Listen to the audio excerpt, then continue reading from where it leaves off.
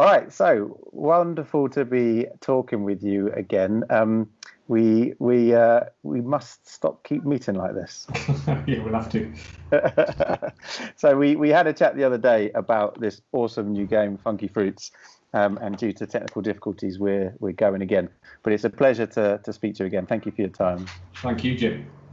So I'm really excited about this game. We've played it so much, and since we've spoken last, I played it again throughout the weekend. It's just one of those games that I can't seem to put down. Like, how would you best describe this game to people watching this video? It's extremely fruity. I can say that for sure. Set collection, but with a bit of a sour take. That's not too sour. But it's, in a sense, you've got this menu of different fruits that you can chuck in your game and make it a bit of a different experience every time. And I would say it's a game that you play it, it's easy to learn, but quite difficult to master. And it's one of these games where you think, oh, I'm definitely going to win this. I've got the perfect hand, only for at the end for your opponents to reveal their hand and for you to realise, actually, you didn't do quite good enough. But yeah, you've got all these different combinations of fruits, this variability of setting the game up, and I just think it's quite exciting, quite addictive, and it just the turns can be really quite rapid, but at the same time the decisions that you make are kind of important. They do matter. The order of the cards matter, what your opponent's got matters, and there's a memory element in there as well, and a strategic element when you're discarding cards from your hand. So extremely fruity is the key takeaway if you were listening. Absolutely. I mean, you described it as a set collection game, and at its core that's its main mechanic. But the thing that I think makes it so exciting for me is you've got a massive deck of cards. I mean, what are we talking about here in this deck? About 121 cards in there. 121 cards, so a lot of cards. And what you're trying to do is basically get through the rounds so that at the end of the game, and we'll talk about how the end of the game triggers in a second, at the end of the game, you've got the most points from those 10 cards. And you can't have more than 10. At the end of each hand, you have to discard down to 10. And I love that. I love that mechanic. I haven't got any games. I've got around 200 games. I haven't got any games that have that mechanic. Like, I've got a lot of set collection games. I was having a look at it again over the weekend at my set collection games, and none of them have that same kind of restriction to what you can do from a base of so much. And I think that's why I love it. I'm trying to really put my finger on why I love this game. I like the art. I think it plays the perfect length. For me, it's brilliant because I can play it with my wife or my kids. So it's got that brilliant sort of the diversity. Absolutely. But I think it's that element of you've got to just do the best with 10 cards. It's not about just getting more and more and more and more, just piling up resources. You don't end up with a mountain of cards. You've got to utilise the resource that you've got. Yeah. But then I think with that, Jim, it's then, okay, I've got these 10 cards, but I can't get rid of that one. I can't possibly get rid of that one because my opponent wants that one. And if I get rid of that one, then they'll pick it up. So absolutely, it's really, you can be sitting there thinking, what am I going to do now? I've got this perfect hand, and now I have to get rid of cards. You've got to be joking. So it's all about making those really important calls, and sometimes you'll get rid of a card only to realise that absolutely was not the card that you should have got rid of. Perhaps you want to get rid of one, but it's stuck in your little fruit basket where you're storing cards as well, and you realise you can't get rid of it because it's not then in your hand. So it is agonising, frustrating, but at the same time, that there is also the fun. Sure. With some of the strategy. I'm keen to ask you about the scoring because I played a game this weekend that I ended up winning by, I think, 15 points, which in this game is quite a low margin. Yeah. And on the very final turn, I got an extra pair. Yes. So a second pair. And the way the scoring works on the pair for anyone watching is you get 2 points for this card. That's it. But if you have two of them, a pair of pairs, you get 22 points. So getting one second pair increased my score by 20 points. One card, instead of being worth 2 points, turned to 2 cards being worth 22 points. So a 20-point swing. And in a game where I won by 15 points, it was huge. And I just think the balance of the scoring is really, really smart, because there's so many cards that are like that. For example, the coconut, 1 gives you 3 points, 2 gives you 11, 3 gives you 24, 4 gives you 35. And that's a good example about how the scoring works. It's the set collection where there's a exponential curve the more you have. But what I'm keen to ask you is, how did you work out that balance? Because it must have been so hard to get it right, so it's enough to really reward getting a third or fourth card, which is hard, by the way, but not too great, whereby it basically means, well, if you get 4 cards. At one time, way back when, Funky Fruit, everything was chucked in at once. So, you know, it was only as of April that we introduced, or perhaps even May, a modular element. But because we played with them all together, and that they coexisted together in the Funky Fruit universe together at one point, actually the irony is that then allowed us to do a lot of balancing between all the cards. And Tabletop Simulator is, I can't tell you how useful that's been, you know, given what's going on at the moment with the world, in getting all the cards to marry up and looking at the scores at the end and saying, actually, is that fair? You know, is that point swing right? So a lot of the scoring systems we've tweaked and changed. You know, at one time, bananas were never great. You'd be like, well, what's the point having a 1 or 2 banana? But bananas now, as you know from playing, there's this magic 21 number that you can try and hit with the banana quantities. And so suddenly, you know, every card matters. Even that little 1 banana actually can really matter. It can be a game changer for you if you're collecting bananas. Yeah. So I wanted to bring up the bananas, so forgive me for interrupting, because that's okay. I think it's a great example of how the scoring works so well. And I guess trial and error is the only answer for this thing. You've got to work out the balance. So bananas, you've got cards like this that say 1 banana, and you get it's worth 1 point. But if you've got 11 plus bananas, you'll get 15 points.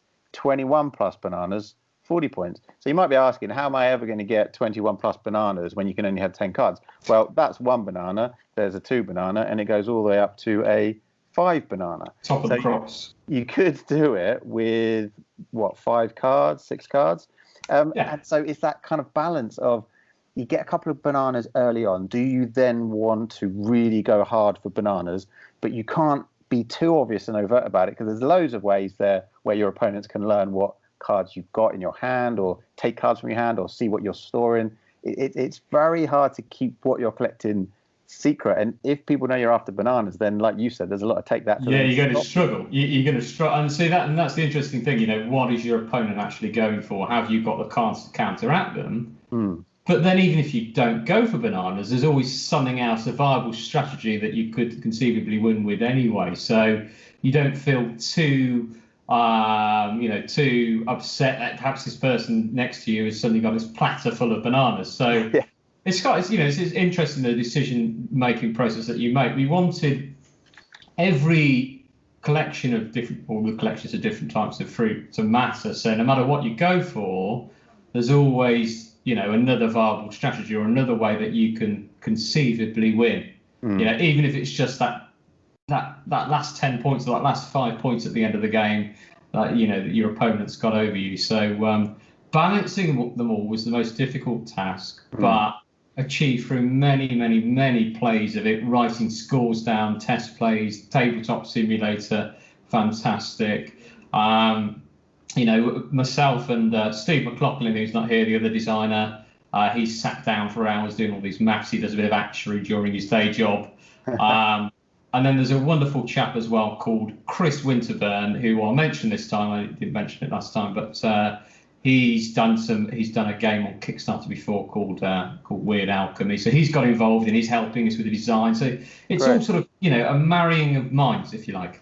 For sure. Well, and I'm by no means an expert on this sort of thing. And when I talk to other people that post a lot on Instagram about games, which is all really that I do, I often get into debates with them around sort of mechanics and structure and stuff. And what I realize is other people look for that way more than I do, and often see imbalance in games where I don't even consider it. So I don't think I'm an expert on that. But from my perspective, this game is really balanced, despite it having so many cards. And I was having this discussion with somebody the other day about your game, where we were discussing that simple fact that there are so many cards. So everyone gets a player sheet like this that gives you the quantities of the cards on one side, and on the back just reminding you what to do on what you can do on your turn, which is obviously really useful.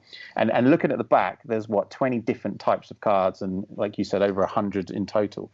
So on surface value, I guess you could say there are a lot of cards in this game. But the fact that there are means that all the things you're talking about, the choices that you make, the strategies that you employ, are really brilliant and nuanced and fun and engaging and changing, and they're so malleable throughout the game. Whereas if it was a much smaller thing, you'd just be like, well, I'll go after bananas, you go after avocados, and then let's see who does it. There's no competitiveness. Yeah, so you've got to have just enough in there to keep it, to have that competitive edge when you're fighting between the different types of cards. And I think for us, the important thing to stress here, it's a card game. There's strategy in it.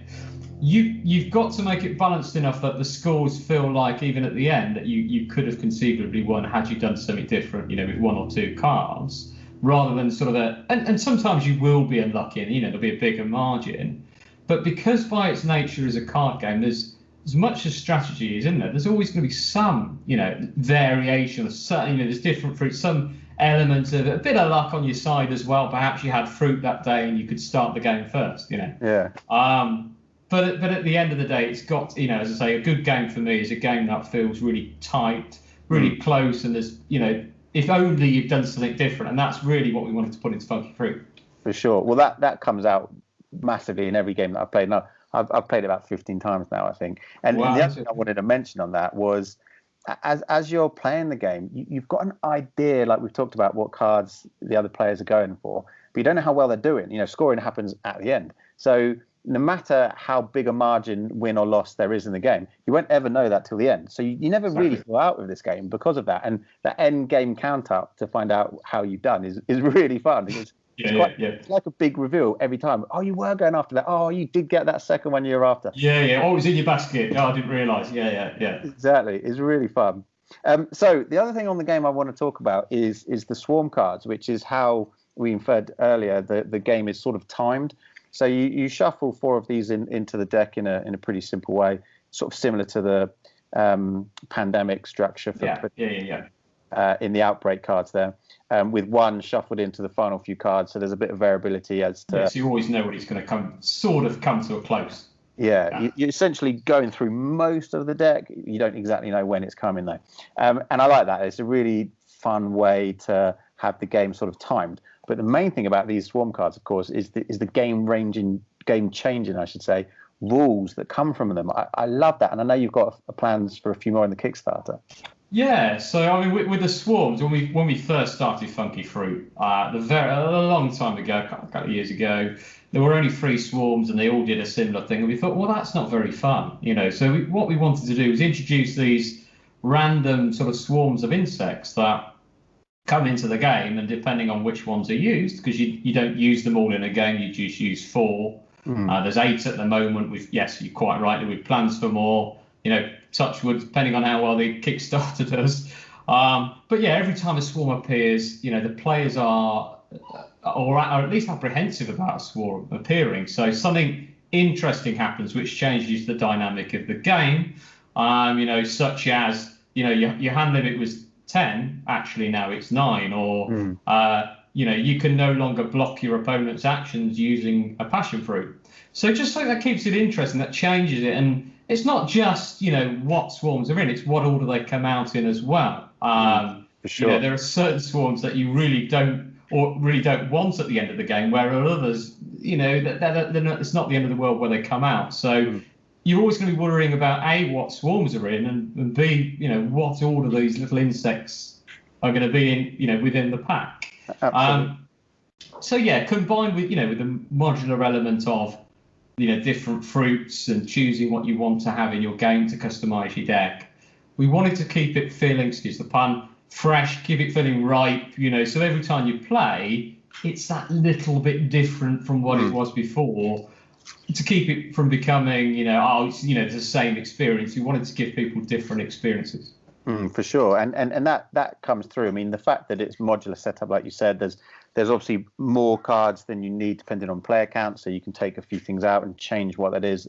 It's very much, your choice as players. I like that, so it feels different in terms of the cards available. Then obviously very different in terms of the cards that you can or decide to go after.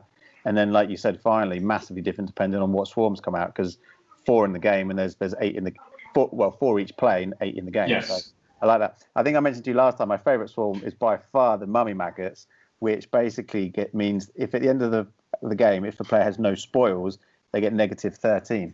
And the spoils are basically all the cards we talked about are sort of positive, but we've also got things like this, the rotten tomato and the sprouts, which ultimately the rotten tomato just gets you -5. Yes. Sprouts is 0, but if you have more sprouts than anyone else, 10. So one sprout at the end could be 10 points, which could be exactly the difference between a win and a lose. But most of the time, you're just trying to get rid of them as much as possible. Whereas this swarm card, which I think I mentioned to you last time we chatted, came out right at the end of the game, gave the person who I was playing against -13 because they'd done very well to get rid of their. You spent the whole game getting rid of them, and then all of a sudden, I need these cards again now. And it's funny because we've had games where there's an angry farmer card, that it's an action that allows you to call, ask other players for a different type of fruit. So when this mommy maggots comes in play, there's always a smart person at the table who says, right, okay, everybody put their sprouts down, and then suddenly everybody else is getting all these, -13 points. So it creates a really interesting dynamic, especially with that particular swarm. We've had games where you think you've done really badly. Perhaps you've got 2 sprouts at the end, but then you've suddenly managed to obtain a victory through this mommy maggot swarm and then having the most sprouts as well. Sure. So it's this kind of thing, well, yes, spoilts are bad, generally speaking, but on the other hand, actually, sometimes it's always useful to keep at least one of them, at least a sprout hanging around. Yeah, you never know. I love the way that it works like that. It's really clever. So this game's been going on for a couple of years now, like you said, and we're now very close to the Kickstarter. So the launch day is set now, right? Yeah, the 21st of August. So I think that's 9 or 10 days from now. How are you feeling? Pretty nervous. I mean, it's our first Kickstarter. So I mentioned, this guy Chris Winterburn, who's helping us. He's done Kickstarter before, so he's helping us avoid some of the pitfalls that potentially are associated with someone who's running their first Kickstarter. But we think also at the same time we've had a lot of time to prepare the game. It's changed a lot for the better. So I think we're now in a position where we're ready to share Funky Fruit with the world and for families and friends to have a great experience or a fun time with it. Great. Well, I mean, Kickstarter is a fascinating beast on its own, but if this game is judged just on the gameplay and the fun that you have from it alone, I think it's got a massive potential to do really well. I highly recommend this game. I think it's a lot of fun, and I can't wait to see how the final version comes out. But with you in this sort of situation now, just over a week to launch, I'm keen to kind of understand what your feeling is now. I mean, you're about to put this thing that you put so much of your time and your heart into, and you're basically about to dangle it into the world and say, "Judge me," and it's so big, like. I'm not sleeping, Jim, to be honest with you. We're putting all our soul into this, so this is something that we're, really passionate about. It's something we've been working on for 2 years, and regardless of how much money this makes on Kickstarter, the main thing is we want to know that Funky Fruit has made it. There is a game out there on people's shelves that they are able to pick up and enjoy. Not just a game that it looks good, but it doesn't have any, there's no form behind it. We want to make sure that form is there. So yes, I would be a lie to say I wasn't nervous. I'm really nervous, but at the same time, a lot of that is nervous excitement. Sure. So in the run up to launch at the moment, we're not sleeping. We're powering ourselves with coffee, and we're making sure that the Kickstarter page can do this game justice. That there is sufficient detail there for people to look at it and say, okay, yes, this is something I'd like to play. But until you do, it's always one of those things. There's a lot of glossy Kickstarter pages out there, but until you get your hands on the game, you never quite know what experience you're going to have.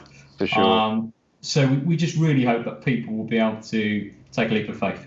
Yeah, well, I agree with everything you say there, but I think the leap here is quite a small one because the game is, I mean, it does exactly what you think a game like this is going to do. It's fast, it's fun, it totally plays to the perfect length. It scales really well. I've played in the 2, 3, and the 4 so far, and on each occasion it had a really nice dynamic that worked perfectly.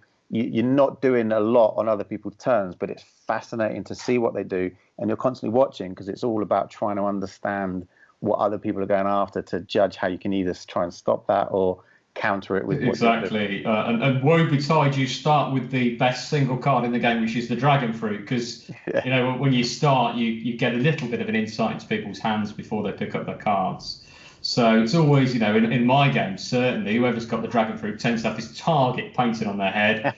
And then at the same time, you know, it's perhaps somebody starts with a sly fox, and then, you know, everybody's fearful about what they're putting in their little fruit basket. So it's, you know, it's a mixture of fear and kind of apprehension on you until your next go, which is quite a nice feeling, actually. Absolutely. I mean, ironically. You mentioned the Sly Fox there, so that's essentially an action card that lets you take a card from an opponent's basket. And I love teaching this game to new people because you basically say, you're trying to get the most points from 10 cards. That's either 10 in your hand or 8 in your hand and 2 in your basket. The reason why you put 2 in your basket is because they're safe. And then we're like, okay, I think I get the game.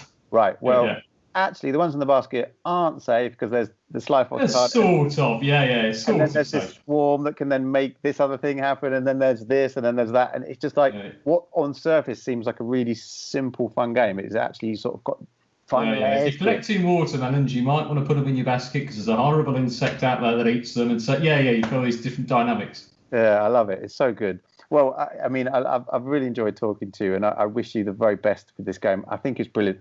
Funky Fruit coming out at the end of August. Go to Kickstarter, check it out. Go to the Funky Fruit Instagram. It's Funky Funki, and I think you won't regret it. This is a brilliant, fun game that would, I think, benefit any collection. Thank you so much for talking Jim. with us again. Much appreciated. We're very grateful, should I say? Oh, that is a terrible. Had to get that one in at the end. Good luck with the project. Thank you very much. Cheers.